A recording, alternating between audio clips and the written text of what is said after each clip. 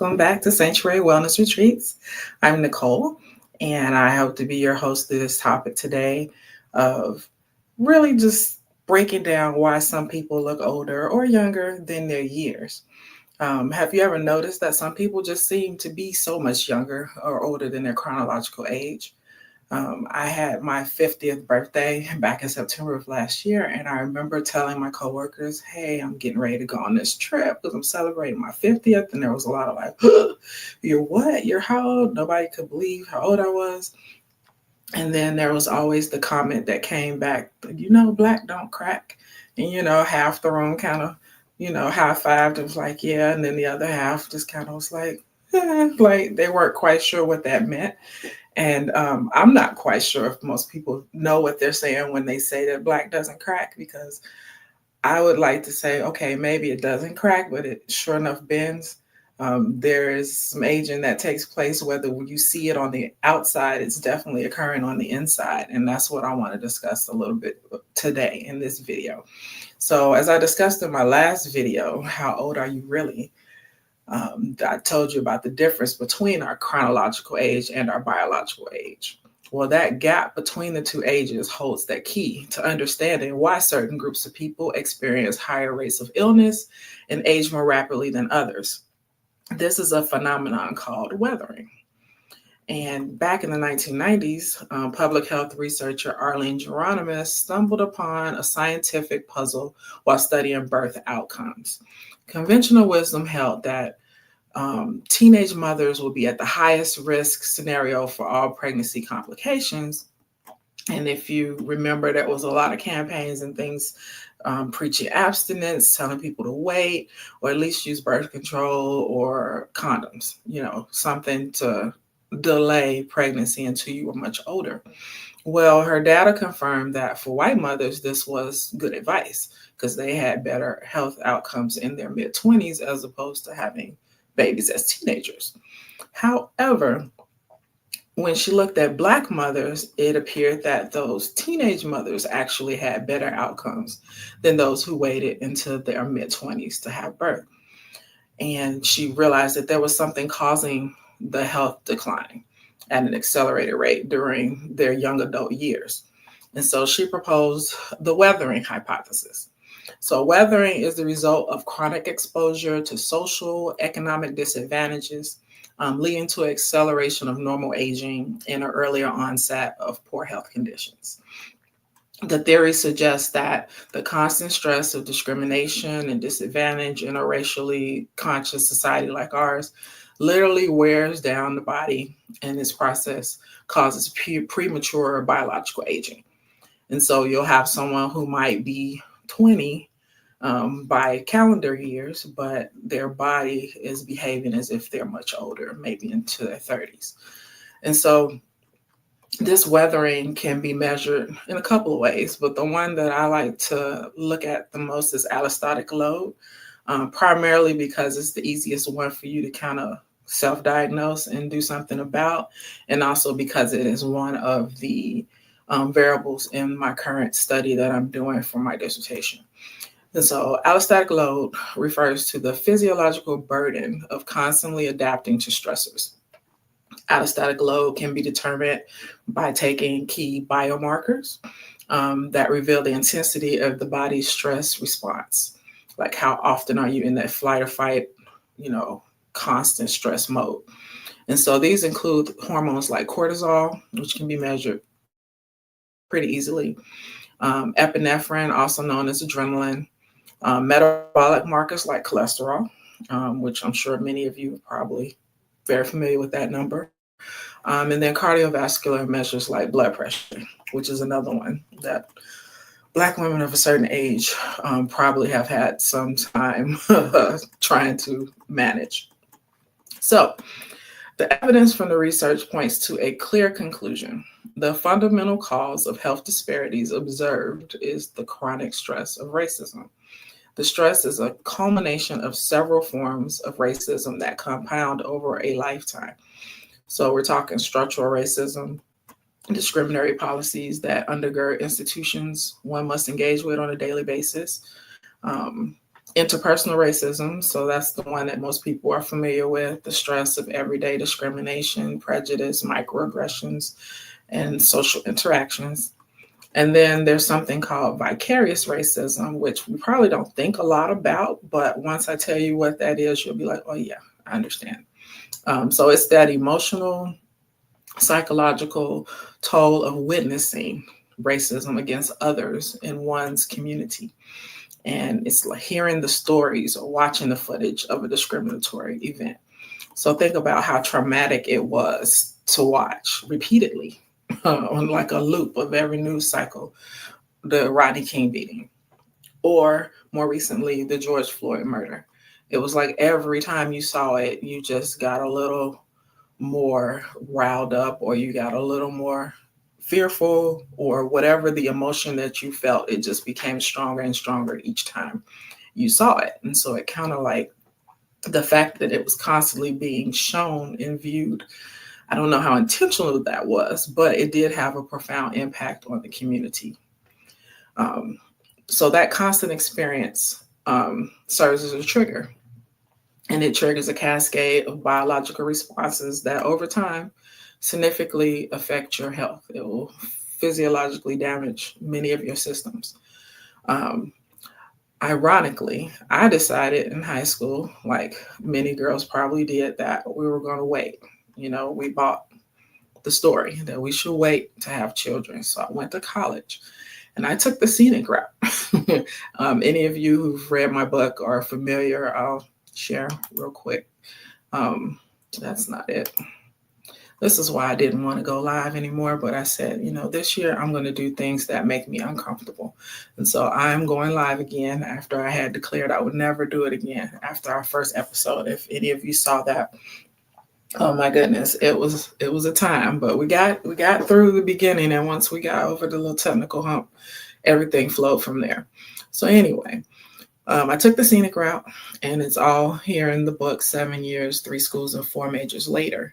But saying that, that meant that I didn't even graduate from college until I was 26. And just imagine the stress and the things that I went through along the way to get out of school and, keep that promise to myself. All of that played a role into weathering, which later played a role into how my own pregnancy outcomes came about. But I'll just leave a link to this book in the show notes, and avail yourself to it and share it with a young woman in your life. And so, as I said, I was 26 when I graduated from college, went into working, so I was single, working, sometimes multiple jobs, trying to, get ahead in my career. I moved around a little bit from one city to another and then back. And then I met my husband at like age 36. So that's 10 more years ticking away, right? And we didn't try to have our first child until I was 38. And that, yeah. So we made it all the way to 33 weeks of that pregnancy before I lost that child, and had to deliver him stillborn. It was the most stressful thing I think I've ever done in my life, next to maybe our second attempt at the age of 40, in which that one ended in the second trimester miscarriage. And the reason why I say that they were both kind of neck and neck was because I had got pregnant at the same time of year. So I had a similar due date for the second child as the first. And so every time I would hit a milestone, it was so close to the first one that it was just really hard to get through that. And I don't know, we had waited a year between the first and the second. And for some reason, sorry guys, my phone's ringing. That's what happens when you go live and you don't forget to turn your phone off.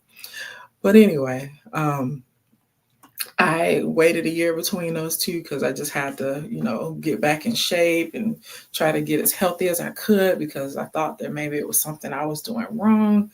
And I changed doctors, and then come to find out I have a thyroid problem, and then come to find out that I wasn't making enough progesterone. And actually, I was kind of in the beginning of perimenopause at 40. And no one, will tell you that that's what's going on, but that's what was happening. And so my desire for a child and my husband, we didn't want to adopt, we wanted one of our own. So we said, you know what, let's just do this now. We didn't wait much longer after the second loss. We waited maybe a few months and we said, let's try again. Third time's a charm, right? We did it, and it was a very complicated pregnancy. But at 42, I had my child. Of course, he was delivered via C-section about 6 weeks early due to preeclampsia. But he survived. He was here, and we brought him through it. But based on what I know now, I almost waited too late because I didn't realize that I didn't have all the time in the world. They sold us this idea, this notion that, oh, you have the rest of your life to wait. You can wait.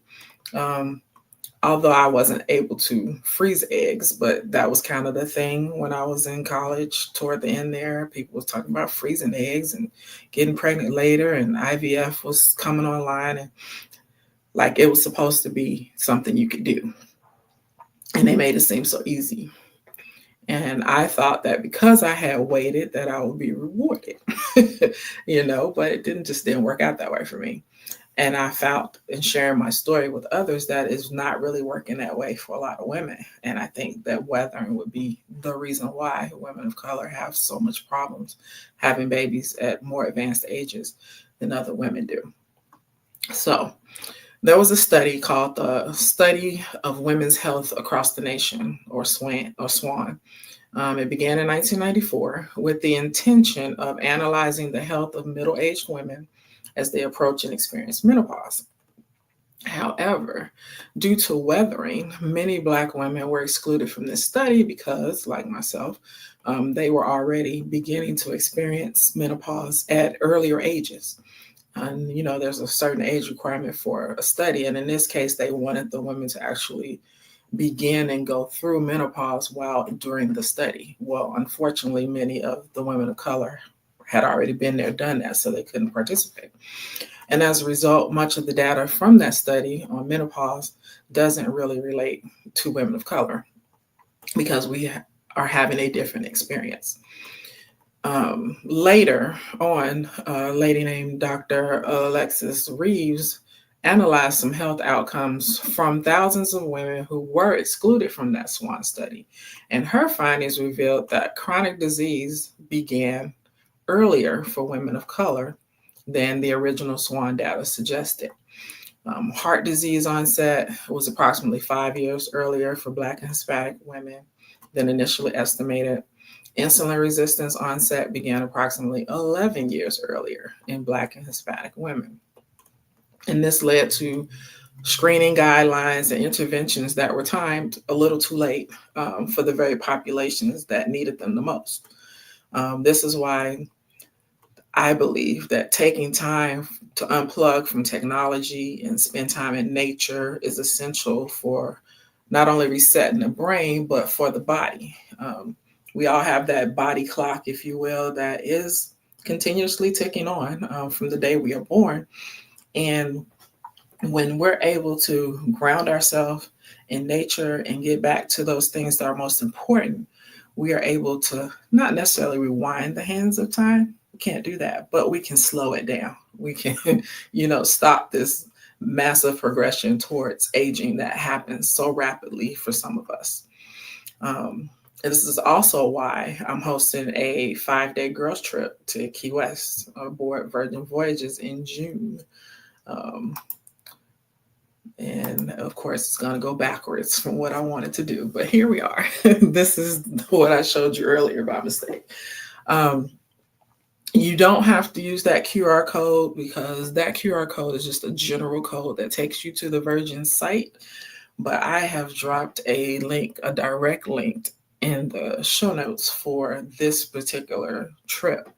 And if you are interested in going, but you're not quite sure, like what's going to happen, what's all the amenities to this boat, because a lot of people have never heard of Virgin, or if they have, they're not quite sure what their brand is about. There will be at least 2 that I know of, what they call virtual cruises coming up this month. And I've put a link to that as well in the show notes. And so you're welcome to join us on those calls and talk to one of the Virgin representatives who can answer all your questions. And then I can also talk to you as well, answer any questions that you might have concerning the Well Women Retreat. And I think this retreat will be a time for you to get away from your daily existence, um, dedicate some time to exploring self care, fostering self love, which I believe is a key important factor into your wellness routine. A lot of times we think that, oh, we have to do all the things, do all the things. Sometimes it's about doing less, it's about pulling back. It's about what I like to say, getting back to self. Um, and you need a space and a time to do that. And so that's why I love the idea of a retreat. Sometimes we're not able to get away, and I understand that too. I'm all about the staycation, rent the hotel room, and stay the weekend either by yourself or with your partner or whatever. If it's like the kids you need to get away from, which is what I love about Virgin, because it's adults only. So you don't have to worry about the children or even other people's children while you're out here cruising and enjoying life. Um, so that's just a little bit about what I've been thinking about, what I've been researching. Um, and I hope to just keep bringing you more of this information. I'm still working on the format. I have decided that I'm going to do this at least once a week.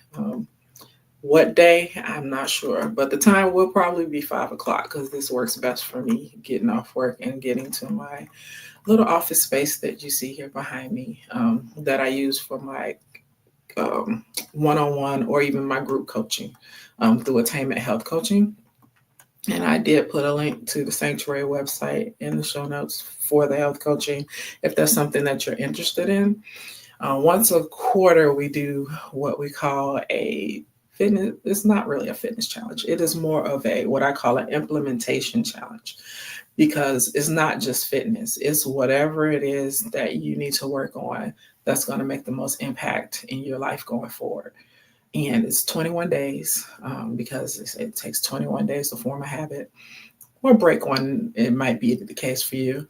And then we also have an app that we've developed that you use. So the way it works is we'll start out with a group call in which I'll welcome everybody to the challenge, and we'll talk about what we hope to accomplish during it.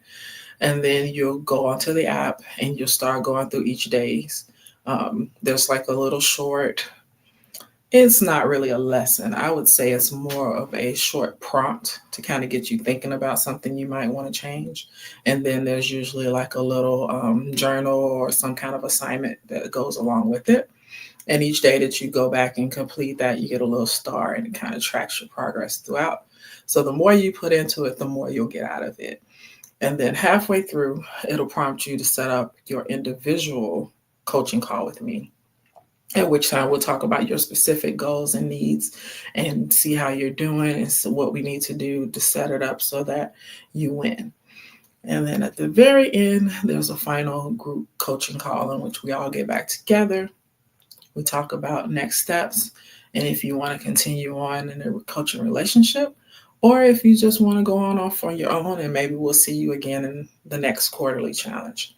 So there are a lot of options for every budget, for every lifestyle need.